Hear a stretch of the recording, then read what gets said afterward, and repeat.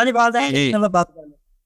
چلیں جی، آپ جو بھی ہے وہ بات کتنی ہوتی ہے، 1 گھنٹہ ہوتی ہے، کتنے منٹ ٹرم؟ میں 10 منٹ کی میرا خیال ٹرم رکھ لیتے ہیں، کیا خیال ہے علامہ صاحب؟ 10 منٹ جی، 10 منٹ بات کریں جی۔ علامہ حسن اللہ یاری صاحب آپ بات کریں، کیا آپ کے پاس جو بھی دعویٰ ہے نا کہ بھی ہم گستاخ ہیں یا کیا ہے آپ کے؟ ہمارے نزدیک تو کچھ نہیں ہے سر، چلیں آپ کے پاس کوئی مواد ہے تو پیش کریں۔ میں لگا دوں ٹائمر سر؟ آپ کی مرضی جناب۔ جی سر، لگانا چاہے لگا دیں۔ یہ بسم اللہ الرحمن الرحیم۔ محترم ناظرین، موضوع گفتگو ہے والدین کریمین حضرت نبی کریم صلی اللہ علیہ وآلہ وسلم کے متعلق جماعت مخالفین کے اکابر مجتہدین، متکلمین اور محدثین کا عقیدہ اور ان کے کتب میں ان کے صحیح احادیث۔ دیکھیں، عقیدہ بنتا ہے یا تو یہ کہ کسی موضوع پہ دلیل، عقلی واضح دلیل ہو، اگر عقلی واضح دلیل ہے یا نہیں ہے تو وہ نص ہو اس مسئلے پر، یعنی اگر نص بھی کسی مسئلے پر ہو تو اس سے عقیدہ بن جاتا ہے، ٹھیک ہے نا، اور نص صحیح ہونی چاہیے۔ پہلی بات یہ ہے کہ میں شتم کے متعلق بات کروں گا۔ شتم، سب، گالی کس کو بولتے ہیں، توہین کس کو بولتے ہیں؟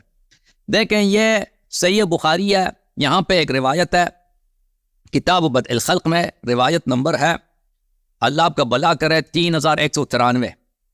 قال النبی صلی اللہ علیہ وآلہ وسلم، اللہ کہتا ہے شتمنی ابن آدم، اللہ تعالیٰ فرماتا ہے کہ بخاری کی حدیث ہے، اللہ فرماتا ہے کہ بنی آدم مجھے گالی دیتا ہے، بنی آدم مجھے گالی دیتے ہیں۔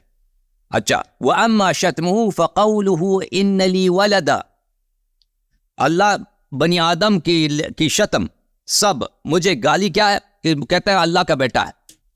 تو یہ اللہ تعالیٰ کے متعلق ایک ایسی چیز کا نسبت دینا کہ اس کا بیٹا ہے، اللہ تعالیٰ نے اس حدیث میں جو جماعت مخالفین کے نزدیک صحیح حدیث ہے اس کو گالی قرار دیا۔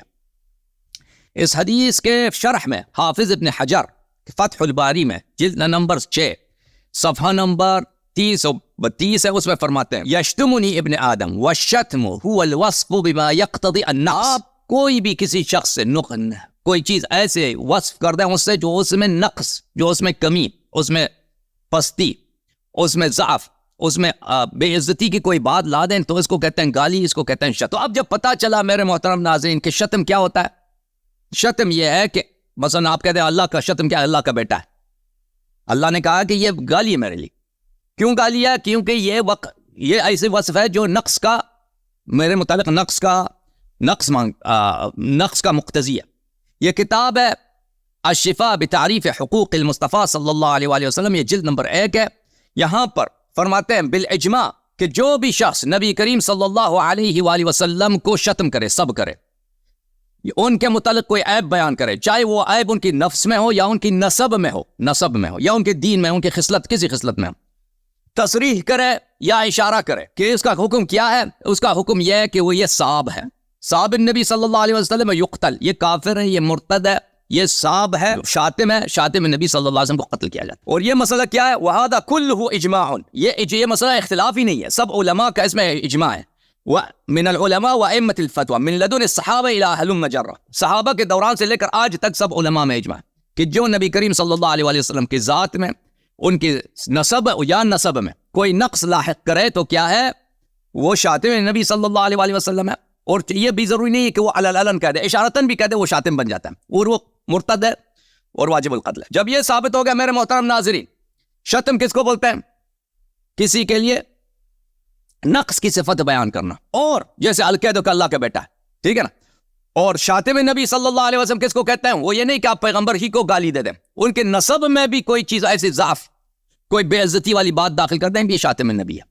اور اس میں انہوں نے فرمایا کہ ہمارا اجماع ہے صحابہ کے دوران سے لے کر آج تک کہ ایسا شخص شاتم نبی صلی اللہ علیہ وسلم اور وہ مرتد ہے اور قتل کیا جائے گا اس کو۔ اچھا، جب یہ پتہ چلا میرے محترم ناظرین، تو اب آئیے کہ میں اس فرقے کے صحیح ترین کتب میں ان کا اصلی عقیدہ بتاتا ہوں کہ نبی صلی اللہ علیہ وسلم کے والدین کے متعلق ان کا عقیدہ کیا ہے۔ یہ کتاب ہے صحیح مسلم، چاپ دار الفکر، ملاحظہ کریں، یہ صفحہ نمبر 201 ہے۔ یہاں پر مسلم فرماتے ہیں، مسلم الحجاج النیسابوری، لیس کل شیء عندی صحیح وضعته هنا انما وضعتها هنا ما اجمع علیہ، کہتے ہیں کہ میں نے یہ کتاب مسلم جو لکھا ہے، یہ کتاب مسلم یہ اس طرح نہیں ہے کہ میں نے صرف جتنے میرے پاس صحیح احادیث تھی میں نے اس میں ڈال دیے، نہیں، اس طرح نہیں کہ جتنے میرے اجتہاد میں میرے رائے میں صحیح احادیث ہے میں نے جمع کیے، نہیں، میں نے صرف وہ احادیث میں جمع کی جس پہ سب کا اجماع ہے کہ یہ صحیح ہے۔ مسلم کے سب احادیث اجماعی ہیں، اس پہ اختلاف ہے ہی نہیں، اور یہ بالکل صحیح کہہ رہا ہے۔ جماعت مخالفین کتاب اللہ کے بعد صحیح ترین کتاب کس کو قرار دیتے ہیں؟ بخاری مسلم کو، مشہور ہے صحیح، نام ان لوگوں نے رکھا ہے صحیح مسلم، اور اس کے تمام احادیث کو یہ حجت مانتے ہیں۔ اچھا، جب یہ پتا چلا، ملاحظہ کریں، اسی مسلم میں ملاحظہ کریں، میں یہ حدیث آپ کو دکھا دوں، صفحہ نمبر 127 میں، بیان ان من مات على الكفر فهو في النار ولا تناله شفاعة ولا تنفعه قرابة المقربين۔ کہتا ہے یہ جو عنوان ہے یہ حدیث نہیں ہے، یہ مسلم کا اپنا الفاظ ہے، مسلم کا اجتہاد ہے۔ اچھا، من مات على الكفر فهو في النار، اب بلکہ یہ احادیث کے متون بھی ہے، یہ الفاظ جو احادیث کے متون بھی ہے، اور اس نے انتخاب کیا اسی الفاظ کو اب عنوان کا نام احادیث کے متون سے رکھا ہے۔ اچھا، محدثین بہت اس طرح کرتا ہے کہ جو کفر پہ مرتا ہے تو وہ کیا ہے؟ جہنمی ہے، جو کفر پہ مرتا ہے وہ جہنمی ہے۔ ولا تنالوا شفاعة، اور اس کو کسی قسم کی شفاعت نصیب نہیں ہوتی۔ ولا تنفعه قرابة المقربین، اور اس کو اس کے اگر رشتہ دار، مثلا کسی کا بیٹا بہت اللہ کا مقرب ہے تو یہ اس رشتے کا اس کو فائدہ نہیں پہنچے گا جو کافر مرا ہے۔ انس کہتا ہے کہ ایک شخص آیا رسول صلی اللہ علیہ وسلم کے پاس، قال این ابی، اس سے پوچھا کہ میرے والد کہاں ہیں؟ تو یہ اب میرے والد کا پوچھا نا، اپنے ابے کا پوچھا اس نے اپنے پانچویں جد کا نہیں پوچھا، اپنے ابے کا پوچھا۔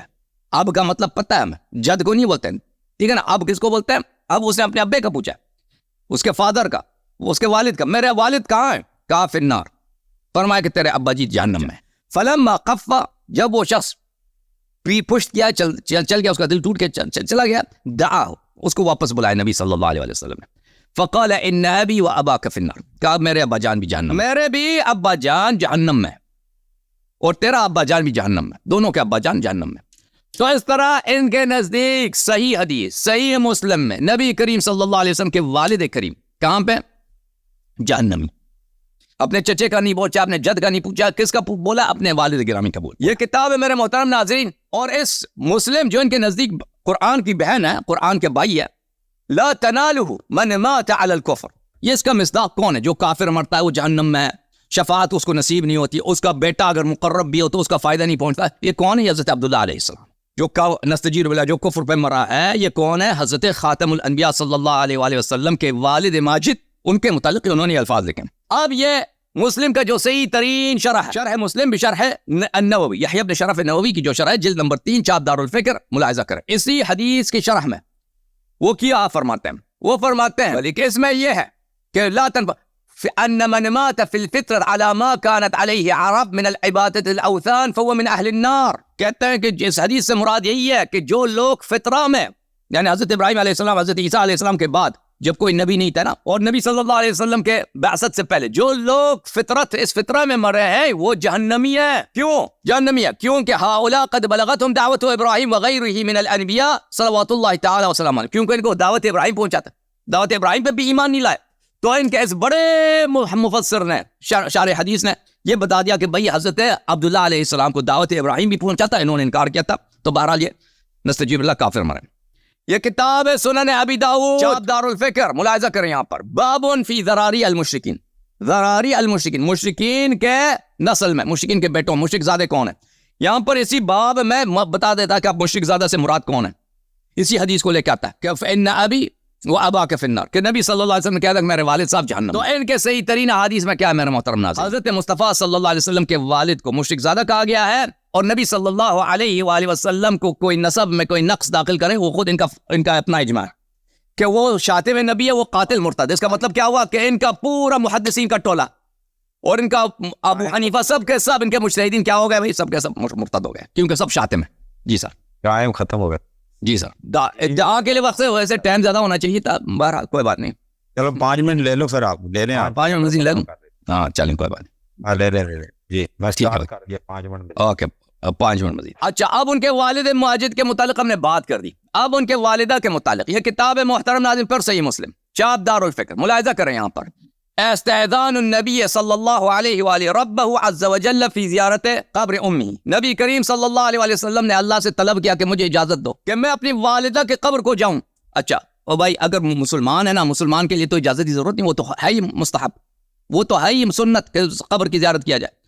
تو اسی لیے کہ ان کو مسلمان نہیں مانتے یہ لوگ نا، انہوں نے نبی نے اجازت مانگی. اچھا حدیث نقل کیا ابو ہریرہ سے، نبی صلی اللہ علیہ وسلم نے فرمایا کہ میں نے اللہ سے اجازت مانگی ہے انا استغفر لأمی فلم یأذن لی، کہ میں اپنی قبر کی والدہ کی قبر پہ جاؤں تو میں نے اللہ سے اجازت مانگی کہ میں والدہ کے لیے استغفار کروں، اپنی ماں کے لیے استغفار کروں، تو اللہ نے اجازت نہیں دی. اور پھر اللہ نے سے میں نے اجازت مانگی ہے کہ میں ان کے قبر کی زیارت کروں تو اللہ نے اجازت دے دی. پھر اگلا حدیث بھی وہی ہے بھائی کہ میں نے استغفار کہ اپنی ماں کے لیے میں استغفار کروں، اللہ نے کہا استغفار نہیں کر سکتے اپنے ماں کے لیے.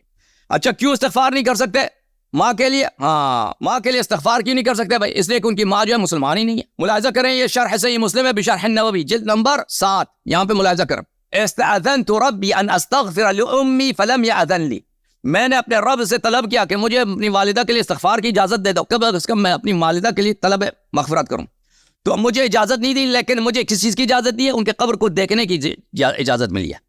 فیہ جواز زیارت المشرکین فی الحیات وقبورہم بعد الوفات. مسلم کے سب سے بڑے شاعر نے کیا کہا کہ اس حدیث میں دلالت ہے کہ آپ مشرکین کے قبر کو آپ زیارت کے لیے جا سکتے ہیں، مشرکین کے قبر پہ زیارت کے لیے جا سکتے.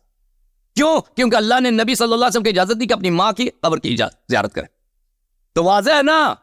اور استغفار کی اجازت نہیں دیا اس لیے کہ ان کی ماں مشرک ہے نا، نستجیر باللہ. اچھا وفیہ النہی عن الاستغفار للکفار، اس حدیث شریف میں کہ اللہ تعالیٰ نے کہا اپنی ماں کے لیے آپ استغفار نہیں کر سکتے، تو کیا اس کا وجہ کیا ہے؟ اس کی وجہ یہ ہے کہ آپ کفار کے لیے استغفار ہی نہیں کر سکتے. کفار کے لیے کوئی استغفار نہیں کر سکتے. اچھا تو اب نبی صلی اللہ علیہ وسلم کو ہاں دونوں طرف سے جو نجیب الطرفین شریف الطرفین تھا نا، نستجیر باللہ، دونوں طرف سے مشرک الطرفین بنا دیا لوگوں نے. ماں بھی مشرک نستجیر باللہ ناپاک، اور والد گرامی بھی نستجیر باللہ مشرک ناپاک.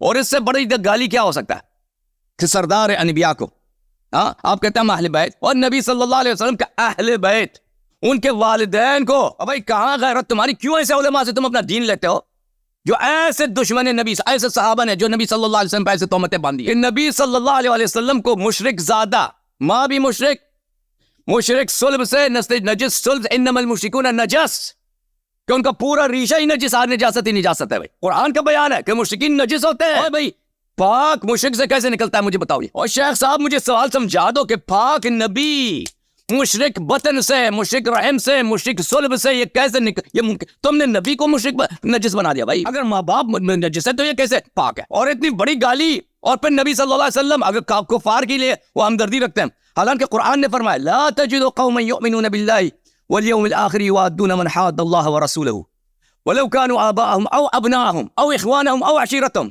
جو اللہ تعالیٰ کا مخالف ہو، چاہے آپ کا باپ ہو، چاہے آپ کا بھائی ہو، چاہے آپ کی ماں ہو، آپ اسے محبت نہیں کر سکتے.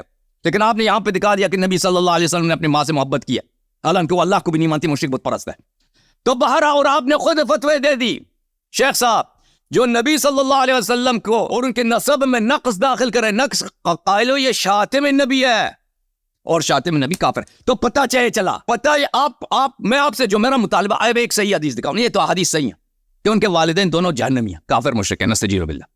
آپ اپنے عقیدے میں ایک حدیث دکھاؤ صحیح کہ ان کے والدین جو ہے مسلمان تھے. تو آپ کے پاس کوئی حدیث نہیں ہے، کوئی حدیث نہیں ہے صحیح. ضعیف جو حدیث پیش کرتے ہیں وہ کسی آپ کے لیے حجت نہیں ہے. جو صحیح حدیث بالاجماع صحیح ہے، جن پہ آپ کے مذہب میں عقیدہ رکھنا واجب ہے اور جن کی مخالفت حرام ہے. نبی صلی اللہ علیہ وسلم کیا ہے؟ نبی صلی اللہ علیہ وسلم کی اس میں توہین ہے. ٹائم ختم ہو گیا، ختم ہو گیا جی. یہ مولانا شب آپ کا ٹائم شروع کرتا ہوں میں، آپ کا ٹائم آپ جواب دیں، شروع کیجیے گا. مولانا یاسین صاحب. یاسین صاحب. بسم اللہ الرحمن الرحیم نحمده ونصلي ونسلم على رسول الكريم اما بعد فاعوذ بالله من الشیطان الرجیم بسم اللہ الرحمن الرحیم. سامعین و ناظرین، پہلے تو یہ سوال کیا گیا کہ مسلم شریف کے سے بات کی گئی کہ حضرت انس رضی اللہ تعالیٰ عنہ فرماتے ہیں ایک آدمی دربار رسالت میں حاضر ہوا، عرض کیا کہ یا رسول اللہ صلی اللہ تعالیٰ علیہ وسلم میرا باپ کس جگہ پر ہے؟ آپ نے فرمایا آدمی نے. پھر حضور علیہ السلام نے باپ کو بلایا اور فرمایا ابھی باپ کہ میرا باپ اور تمہارا باپ جہنم ہے. اس پر پہلی بات تو یہ ہے کہ باپ کا لفظ ہے والد پر بھی بولا جاتا ہے, چچا پر بھی بولا جاتا ہے. یاد اس حدیث میں یہ ہوتا ان ابی و امی و اباک فی النار, کہ میرا ماں اور میری باپ دونوں جہنمی ہیں اور تیرا بھی باپ جہنمی ہے. پھر اس میں کچھ نہ کچھ بات آ سکتی تھی. اور پھر حضرت سیدنا عمر فاروق رضی اللہ تعالیٰ عنہ سے رسول اللہ صلی اللہ تعالیٰ علیہ وسلم نے فرمایا کہ چچا باپ کی مثال ہوتی ہے. اس حدیث سے یہ بات واضح ہوتی ہے کہ ادھر اشارہ چچا کی طرف بھی ہو سکتا ہے. پھر اس کے بعد یہ بھی ہے کہ اللہ تبارک و تعالیٰ نے فرمایا حضرت ابراہیم علیہ السلام نے یہ دعا کی وہ انا اہل تمام اہل سنت کا. حضرت ابراہیم علیہ السلام نے یہ دعا کی ربنا وجعلنا مسلمین لک ومن ذریتنا, اے ہمارے رب ہمیں اپنا فرما بردار رکھ اور میری اولاد میں سے بھی. یہ حضرت ابراہیم علیہ السلام نے دعا فرمائی یا اللہ مجھے اپنا فرما بردار رکھ, مجھے مسلمان رکھ. اور آپ کا نیٹ ان کا بہت کٹ رہا ہے بھائی. انبیاء کرام علیہ السلام کے متعلق ہے, انبیاء کرام علیہ السلام کے متعلق ہے. یہ عقیدہ تعالیٰ کا یہ فرمان ہے کہ اللہ تبارک و تعالیٰ نے انبیاء کرام علیہ السلام کی جو دعا قبول فرمانی ہوتی ہے اللہ تبارک و تعالیٰ وہ دعا کرنے کی اجازت دیتا ہے, اور جو دعا اللہ نے قبول نہ فرمانی ہو اس دعا سے اللہ تبارک و تعالیٰ منع فرما دیتا ہے. جس کی یہ مثال بھی کہ ایک مرتبہ رسول اللہ صلی اللہ تعالیٰ علیہ وسلم چار شریف کے دونوں کہ آپ نے یہ دعا مانگی کہ یا اللہ میری امت کو عام گیس سے ہلاک نہ کرنا, یا اللہ میری امت کو پانی میں غرق کر کے ہلاک نہ کرنا. مطلب یہ ہے کہ جس طرح حضرت نوح علیہ السلام کی قوم ہلاک ہو گئی تھی. تیسرے نمبر پر یا اللہ میری امت یعنی مسلمانوں پر کافروں کو اتنا غلبہ کبھی نہ دینا کہ وہ ان کی جڑیں ختم کر دی. چوتھے نمبر پر یا اللہ میری امت کو بھی لڑائیاں نہ ہوں. اس کے جواب پر اللہ تبارک و تعالیٰ نے فرمایا کہ اے محمد صلی اللہ تعالیٰ علیہ وسلم کی بات کرتے ہیں اور تعالیٰ فیصلہ ہوتا ہے اس میں رد و بدل نہیں ہوتی. تو تعالیٰ علیہ وسلم ہم آپ کو جو فیصلہ خدا نے بات ہے وہ فیصلہ تبارک و تعالیٰ نے فرمایا کہ محبوب صلی اللہ تعالیٰ علیہ وسلم آپ وقت سے امداد کریں گے. مطلب یہ ہے کہ آپ کی امت جتنی بھی گناہ گار ہو گئی آپ کی امت کے ساتھ یہ معاملہ نہیں کیا جائے گا. دوسرے نمبر پر ہم آپ کی امت کو پانی میں غرق کر کے ہلاک نہیں کریں گے. جس طرح حضرت مطلب یہ حضرت نوح علیہ السلام نمبر پر ہم آپ کی امت یعنی مسلمانوں پر کافروں کو اتنا غلبہ کبھی بھی نہیں دیں گے. مولانا یوسف صاحب ایک بہت کٹنگ ہو رہی ہے. کی جڑیں ختم کر دیں چاہے پوری دنیا کے. اعوذ باللہ من الشیطان الرجیم بسم اللہ الرحمن الرحیم نحمدہ و نصلی علی رسولہ الکریم اما بعد فاعوذ باللہ الشیطان الرجیم بسم اللہ الرحمن الرحیم. آمین. اور ناظرین یہ جو مسلم شریف کی حدیث پاک ہے پیش کی گئی کہ حضرت انس رضی اللہ تعالیٰ فرماتے ہیں کہ ایک آدمی دربار رسالت میں حاضر ہوا, عرض کیا کہ یا رسول اللہ صلی اللہ تعالیٰ علیہ وسلم آپ ارشاد فرمائیں کہ میرا باپ کہاں ہے. اس پر حضور علیہ السلام نے فرمایا کہ جہنم میں. پھر وہ آدمی چلا گیا. حضور علیہ السلام نے واپس بلایا اور فرمایا ان ابی و اباک فی النار, تیرا باپ اور میرا باپ جہنم میں ہے. اس میں پہلی بات تو یہ ہے چچا پر بھی بولا جاتا ہے, یہاں پر لفظ صاف طور پر والد کا ہونا چاہیے کیونکہ قرآن پاک میں ابھی کا لفظ باپ پر بھی بولا گیا ہے, چچا پر بھی, تایا پر بھی, دادا پر بھی. اسی لیے ابا کی جمع ہے لیکن بالغ کی جمع قرآن پاک میں قریبی نہیں ہے. تو اس میں تو پھر یہ بات بھی ہے کہ حضرت سیدنا عمر فاروق رضی اللہ تعالیٰ سے حضور علیہ السلام نے حضرت عباس رضی اللہ تعالیٰ عنہ سے فرمایا کہ عمر چچا باپ کی مثل ہوتا ہے.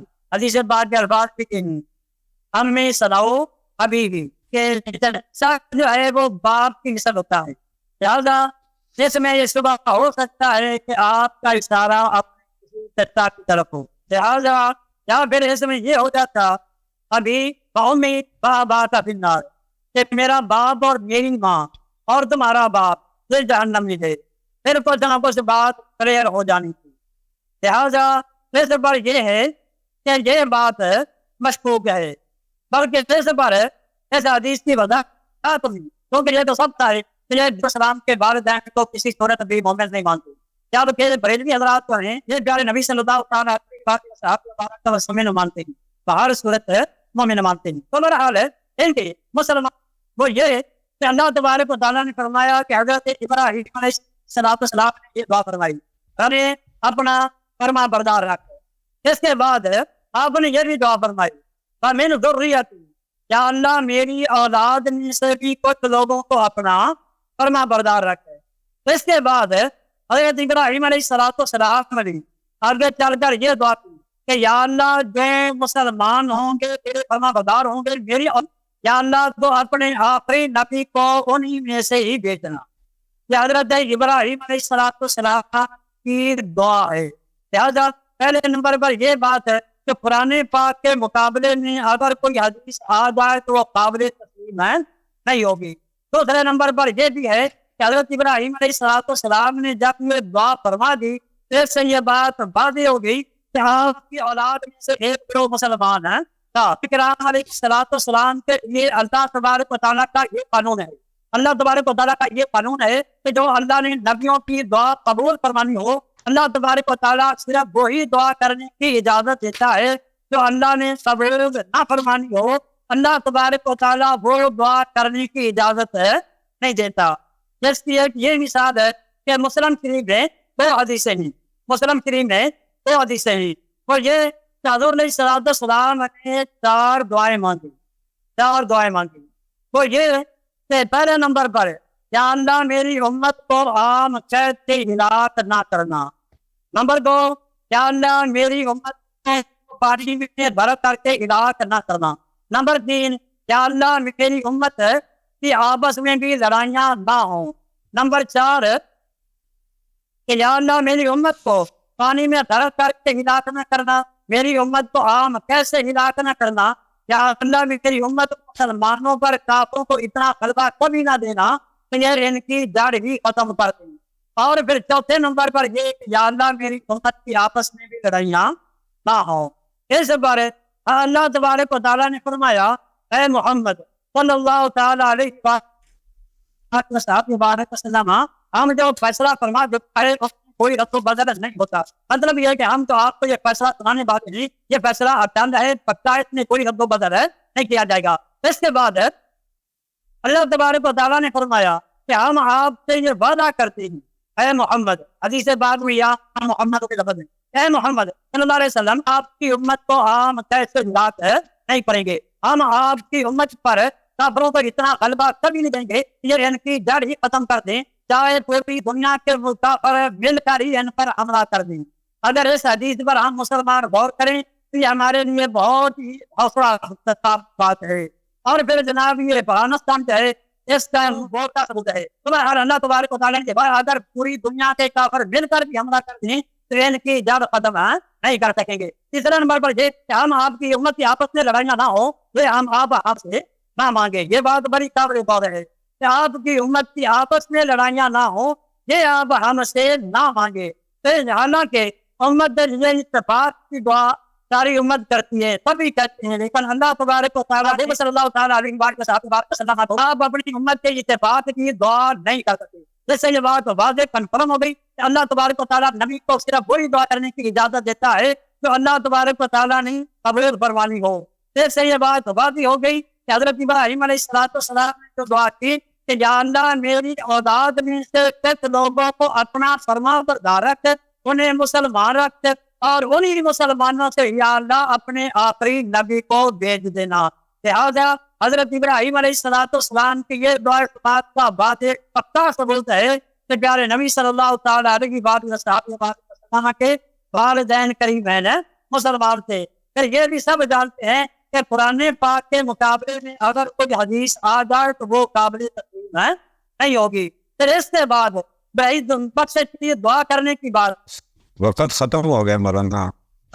اگر دین ہے تو میں اللہ تبارک وقت ختم ہو گیا کیونکہ آپ کو درمیان میں کافی کٹنگ بھی نہیں اور آپ کو اضافی ٹائم میں نے دیا ہے، تو اتنی جو بات آپ نے کی ہے اس کا جواب لے لیتے ہیں کہ آپ مطمئن کر پائیں.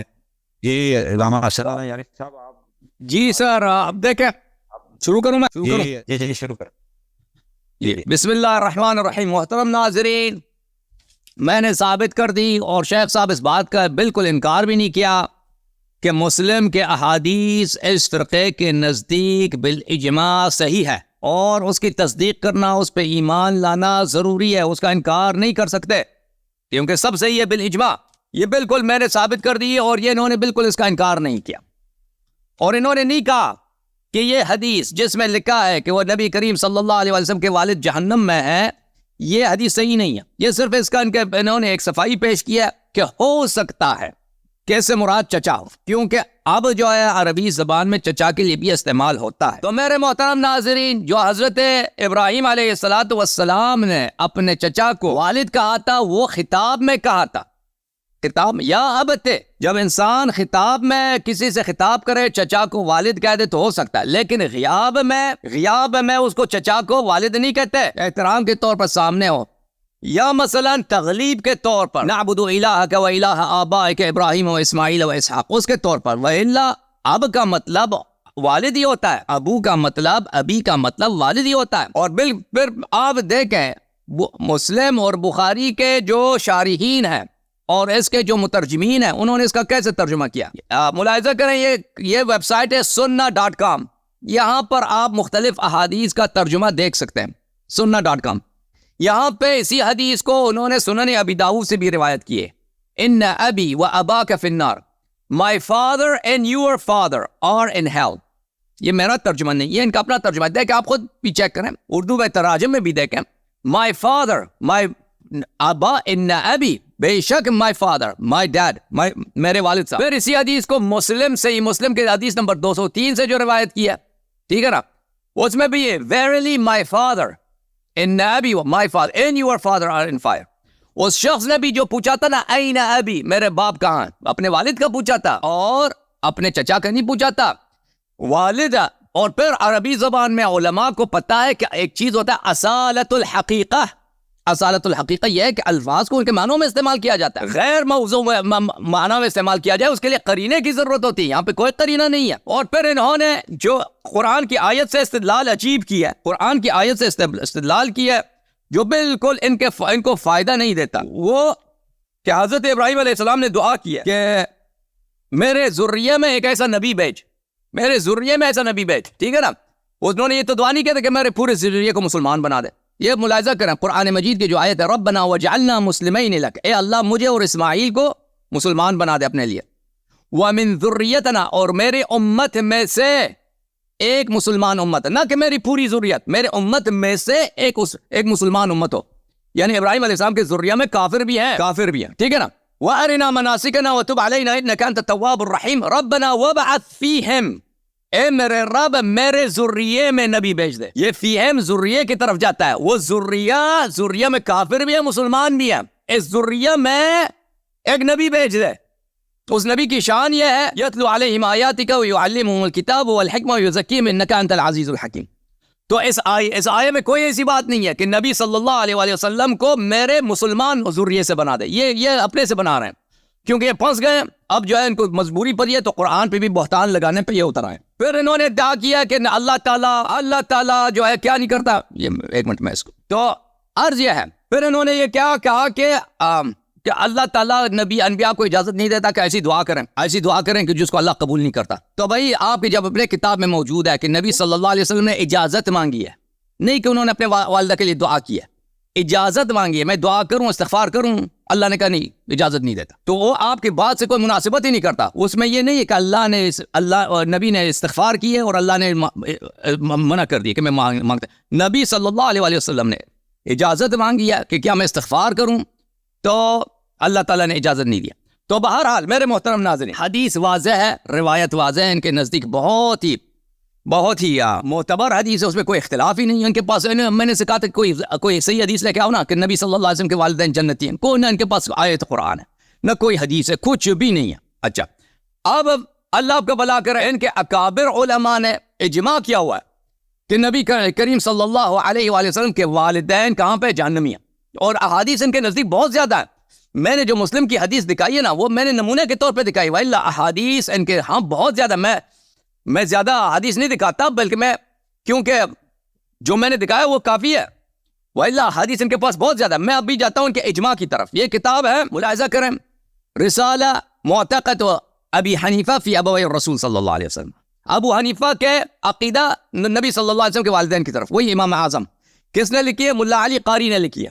ملا علی قاری نے لکھی ہے کہ ہمارے امام ابو حنیفہ امام اعظم، اس کا عقیدہ نبی کریم صلی اللہ علیہ وسلم کے والدین کے متعلق کیا ہے. پھر وہ فرماتے ہیں، اچھا یہاں پہ کہتے ہیں کہ ابو حنیفہ نے فرمایا ہے کہ نبی کریم صلی اللہ علیہ وسلم مات علی الکفر، والدین نبی صلی اللہ علیہ وسلم کافر مرے ہیں. اچھا پھر فرماتے ہیں کہ اذا عرفت ذلك علی المراد، ہم یہاں اس مقام پر کتاب سے، سنت سے اور اجماع سے استدلال کرتے ہیں. قرآن، سنت اور اجماع سے ثابت کریں گے کہ نبی صلی اللہ علیہ وسلم کے والدین کافر. اور پھر اجماع کی طرف جب آتے ہیں، وہ قرآن کی آیات لے کے آتے ہیں، پھر احادیث، میں نے احادیث آپ کو دکھا دی ہے. اس کے بعد جب وہ اجماع کی طرف آتے ہیں، یہ بڑی اہم بات ہے.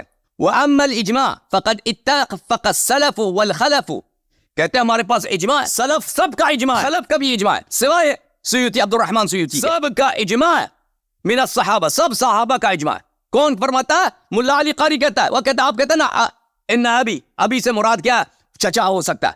یہ وہی ہے جس نے بہت ساری کتابیں لکھی ہیں، بہت ساری کتابیں اس نے لکھی ہیں. اس نے مرقات المفاتیح لکھی ہے، حدیث کی اتنی موٹی شرح جس سے کسی نے نہیں لکھا، اس نے لی. اس کو نہیں آتا عربی زبان ملا علی قاری کو. سب صحابہ کا اجماع ہے، تابعین کا اجماع ہے، الائمۃ الاربعہ، ابو حنیفہ کا، شافعی کا، مالک کا، احمد بن حنبل، سب کا اجماع ہے. وسائر المجتہدین، سب علی ذلک من غیر اظہار الخلاف، سب جماعت عمریہ کے مجتہدین کا اس مسئلے پہ اجماع ہے. اس میں کوئی مخالف ہے ہی نہیں کہ والدین نبی صلی اللہ علیہ وسلم مشرک ہیں، کافر ہیں، جہنمی ہیں، نستجیر باللہ، اور نبی صلی اللہ علیہ وسلم نجس زادہ، مشرک زادہ. یہ ان کا عقیدہ ہے، ان کا اجماع ہے، سب اکابر. پھر کہتے ہیں کہ ہمیں تعجب ہے شیخ جلال الدین سیوطی سے کہ احادیث اس مسئلے پہ متواتر ہیں کہ وہ دونوں نستجیر باللہ کافر ہیں. کیوں ان حجج سے وہ انحراف کر گیا ہے؟ ائمہ کے ساتھ، مجتہدین کے ساتھ، محدثین کے ساتھ اتفاق نہیں کرتا، اور اس نے کہا ہے کہ نہیں، نبی صلی اللہ علیہ وسلم کے والدین مسلم تھے، اور احتجاج کیا ہے. وہ کہتا ہے کہ ایک حدیث سے اس حدیث کو ذکر کرتا ہے، اور اس حدیث کے ذکر کے بعد وہ فرماتا ہے، میں آپ کو دکھا دینا ہوں کس حدیث کی بات کر رہا ہوں. کہتا ہے یہ حدیث جو ہے کیا ہے؟ حدیث جو ہے مجہول ہے اور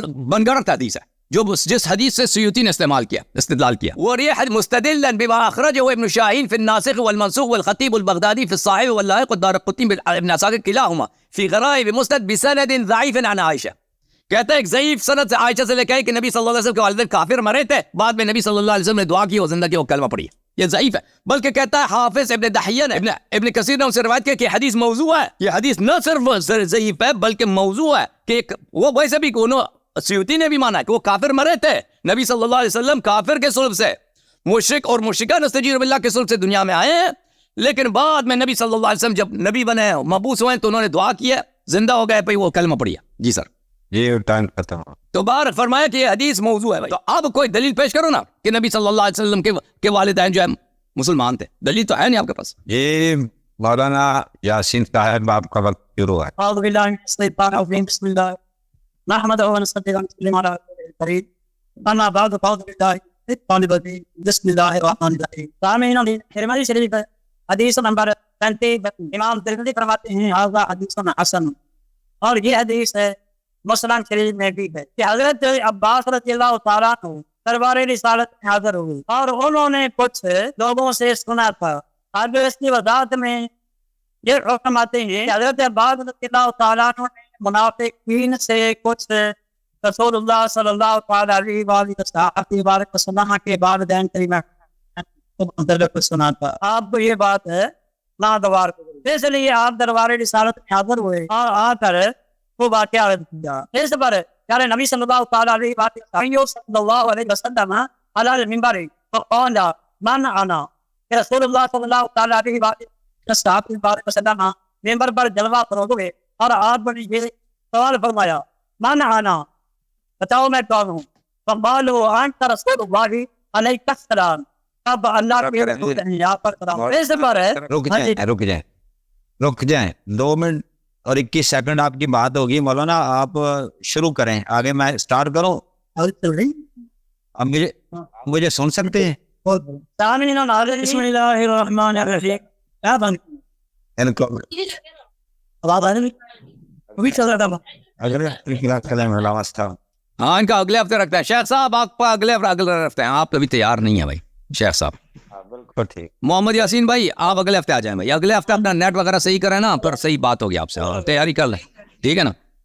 تھینک یو سر، اللہ آپ کو جزائے خیر دے. اللہ آپ کو عزت دے. جی طارق بھائی آپ کچھ کہنا چاہ رہے تھے؟ میں 1-2 منٹ لوں گا، پھر آپ اپنے کالرز کو. جی سر بسم اللہ بسم اللہ بسم اللہ. حضور یہ بتائیے گا کہ ایک تو ہے کہ یہ جو ہمارے علماء جو ہے نا یہ اپنے ساتھ خطاب لگاتے ہیں نا، تو اہل تشیعوں کے میں نے علماء کا دیکھا حجت الاسلام اس طرح اور بہت سے القاب ہیں یا خطابات بھی کہتے ہیں، اور ان کے بارے میں فرمائیے گا. اور دوسرا ہمارے یہاں نا ہم جب کہتے تھے نا ہمارے اہل سنت، ہمارے جو اہل سنت میں ہیں ہم کہتے ہیں امام اعظم امام ابو حنیفہ.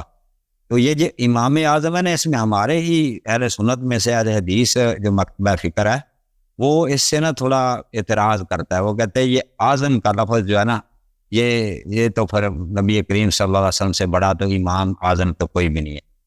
تو وہ تو پھر اس کا جو جوابات ہیں جو ہم نے دیے ہیں وہ آپ کے سامنے میں شاید نہیں، ٹائم کی وقت کی قلت کی وجہ سے نہیں رکھوں گا. تو یہ جو خطاب ہیں بڑے بڑے ہم لگاتے ہیں، اور حجت الاسلام، امام اعظم، خطیب اسلام، اور یہ کے بارے آپ کیا کوئی فرمائیں گے؟ یہ تو ہمارے ہاں جو القاب لگائے جاتے ہیں دیکھیں اس میں کوئی حرمت نہیں ہے. اگر آپ کسی کو حجت الاسلام کہتے ہیں نا، لوگ نام بھی رکھتے ہیں نا، مثلا کسی کا نام رکھ دیا مثلا سمیع الحق، اب یہ حق بات کو سننے والا، ہو سکتا ہے وہ حق بات کو کبھی زندگی میں نہ مانے، نام لگتا ہے نا سمیع الحق، وہ تو اس میں تو کوئی حرمت تو نہیں ہے. آپ اچھے اچھے نام لوگوں کو رکھ دیں، اور احترام سے جب القاب دیے جاتے ہیں تو اس کا مطلب یہ ہمیشہ یہ نہیں ہوتا کہ کوئی اس کو وہ لفظی معنی بھی اس کے مقصود ہوتے ہیں. بعض صرف ایک لقب ہے، بعض القاب ہے جو مخصوص ہیں، ٹھیک ہے نا. شیعہ مذہب میں ایک رسول کا لقب ہے، نبی کا لقب ہے، کسی اور کو نہیں دے سکتے. امام کا لقب بھی حدیث میں کسی غیر 14 معصومین علیہ السلام کو کسی اور کو نہیں دے سکتے. امام جماعت وغیرہ ہے لیکن امام بالاطلاق، یہ کسی غیر امام کو امام کہنا یہ درست نہیں ہے. اور شیعہ کبھی پہلے نہیں کرتے تھے، اب ہمارے زمانے میں شروع ہو گئے. امام خامنی، امام خمینی، پہلے شیعہ نہیں کہتے تھے کسی کو امام. اچھا، اور یہ البتہ اس کی وہ بھی نہیں ہے ہمارے احادیث میں کہ اس احادیث میں یہ ہو کہ بھئی آپ اپنے علماء کو اس طرح کے القاب دے دیں، یہ اس طرح بھی نہیں ہے. بلکہ آپ کی خدمت میں عرض کریں کہ علماء نے شروع کر دی، اور ہمارے علماء نے تقلید کی ہے مخالفین کی. سب سے پہلے جس کو حجت الاسلام کہا گیا نا مسلمانوں میں، غزالی صاحب کو، ابو حامد غزالی کو، ان کے پیروکاروں نے، اشاعرہ نے ان کو حجت الاسلام کہتے تھے. تو اس طرح یہ القاب شروع ہو گئے، کوئی غلط بھی نہیں ہے. اگر ایک شخص ہے اسلام کا، مسلمانوں کا ہدایت دے دیتا ہے، مسلمانوں کو کچھ سکھا دیتا ہے، اگر وہ واقعا سکھاتا ہے تو اس کو اگر انسان ایمانداری سے کہہ دے کہ یہ حجت الاسلام ہے، یہ تو کوئی حرام نہیں ہے. اچھا، جہاں تک امام اعظم کا تعلق ہے تو میں نہیں سمجھتا کہ اہل سنت یا احناف جب کہتے ہیں ابو حنیفہ صاحب امام اعظم ہے تو ان کو رسول صلی اللہ علیہ وسلم کے مقابلے میں کہتے ہیں نا، وہ دوسرے علماء کے مقابلے میں کہتے ہیں یہ ان سے بڑا ہے، ٹھیک ہے نا. اعظم یہ تو نہیں کہتا کہ بالاطلاق سب سے بڑے ہیں، یہ تو کسی کا عقیدہ نہیں. وہ کہتے ہیں بھائی دوسرے جو مجتہدین ہیں ان کے مقابلے میں یہ زیادہ، ان کی علم زیادہ ہے، یہ ان کی مہارت زیادہ ہے، ان کے مقابلے میں کہتے ہیں. جو ان کے ہم یعنی اثر اور زمانے کی جو ہے نا ائمہ ہے نا، ان سے وہ کہتے ہیں بڑے امام. ان کا عقیدہ یہی، وہ رسول صلی اللہ علیہ وسلم سے نہیں ملاتے ان کو. بالکل صحیح فرما رہے ہیں جی ہاں، وہ کسی کا یہ عقیدہ نہیں. آپ نے فرمایا جی، بہت شکریہ. یہ سجدے کے بارے میں فرما رہے تھے، میں نے جو سنا نا مولانا اسحاق صاحب یہ بھی کہہ رہے تھے، تو آپ نے بھی بیان کیا کہ جو بھی زمین سے چیز اگتی ہے اس کا تو آپ نے حدیث پڑھ لی ہے، جواب آپ دے رہے تھے وہ تو کلیئر ہو گیا کہ کتمان اور یا کپڑا یا کپاس کا آپ نے نام لیا. اس کا مطلب ہے جو کپڑا تو جتنا بھی بنتا ہے ایک تو مصنوعی دھاگے سے بنتا ہے، یہ پلاسٹک وغیرہ اور جس کو پولیسٹر کہتے ہیں، اور ایک کپاس سے دھاگا بنتا ہے، اس سے پھر مسلے وغیرہ بن سکتے ہیں، چادر یا مسلے کی شکل. تو لیکن کچھ چیزیں علامہ صاحب زمین سے نکلتی ہیں، وہ ہمارے ہاں جیسے فصل ہوتی ہے نا چاول کی، اس کو ہم پنجابی میں کہتے ہیں پرالی، اور اسی طرح گندم کے بھی خوش نہیں. اگر کھانے کی چیز نہیں ہے تو صحیح ہے، اگر کھایا نہیں جاتا نا اس کو، اگر خوراک ہے، انسانوں کا خوراک ہے، یعنی کھانے کی چیز ہے تو اس پہ سجدہ نہیں کر سکتے. اگر ایک ایسی چیز ہے جیسے اس کا پتا ہوتا ہے، چھلکا ہوتا ہے، مثلا گندم کے چھلکے سے آپ کوئی چیز بنا دیں ہاں جو کانے کی نہیں ہے نا، اس کا جو کیا بولتے ہیں، ہے انگلش میں ہے بولتے ہیں، اردو میں مجھے نہیں معلوم، اس کی جو گھاس ہوتی ہے، اگر اس سے کوئی چٹائی وغیرہ بنا دیں، ہاں اس پہ آپ سجدہ کریں، اس میں کوئی منع نہیں ہے، بس کانے کے نا کونے کانا نہ ہو.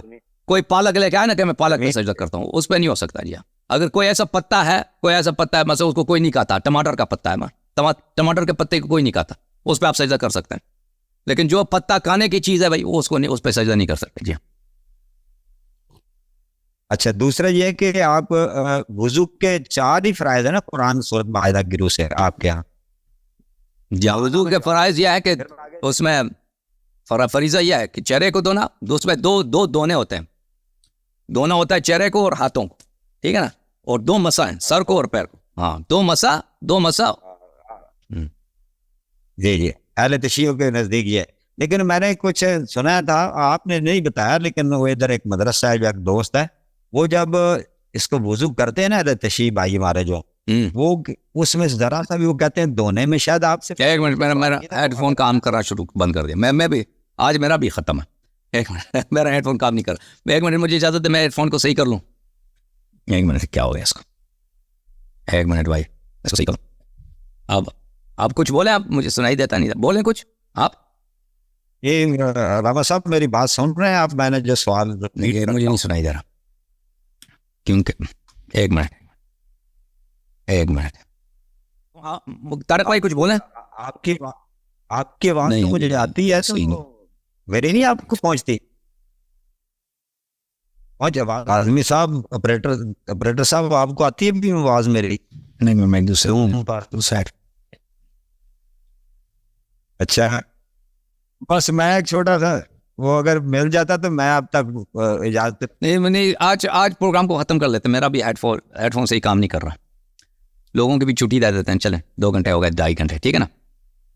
جب مجھے سنائی نہیں دے رہا تو کال کیسے لیں گے، ٹھیک ہے نا. بہت مہربانی آپ سب کا، بہت شکریہ، بہت معذرت ہے سر. تھینک یو سر، اللہ آپ کو جزائے خیر دے. سب دوستوں کا بڑا شکریہ، معاف کیجیے گا، آج میرا ہیڈ فون جو تھا نا وہ ہیڈ سیٹ چارج نہیں ہوا، تو اس وجہ سے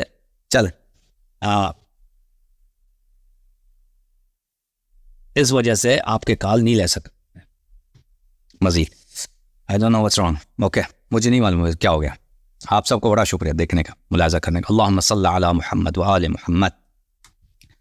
بہت شاید سارے لوگ منتظر تھے کال دیکھنے کا اور شو دیکھنے کا. یہ میں نے اور بھی ٹرائی کیا ہیں، جو چارج ہیں وہ کام نہیں دے رہے میرے ہیڈ فونس.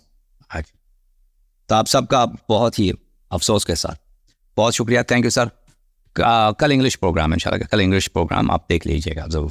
اس میں اگر آپ کال کرنا چاہیں، جو انگلش میں بات کرنا چاہتے ہیں، تو ہم انگلش میں کالز لے لیں گے. اوکے. اللہم صلی علی محمد و آل محمد. اللہم کن لولیک الحجۃ ابن الحسن صلواتک علیہ وعلی آبائہ فی هذه الساعة وفی کل ساعة ولیا وحافظا وقائدا وناصرا ودلیلا وعینا حتی تسکنہ ارضک طوعا وتمتعہ فیہا طویلا. اللہم صلی علی محمد و آل محمد. آپ سب کا بڑا شکریہ. خدا حافظ.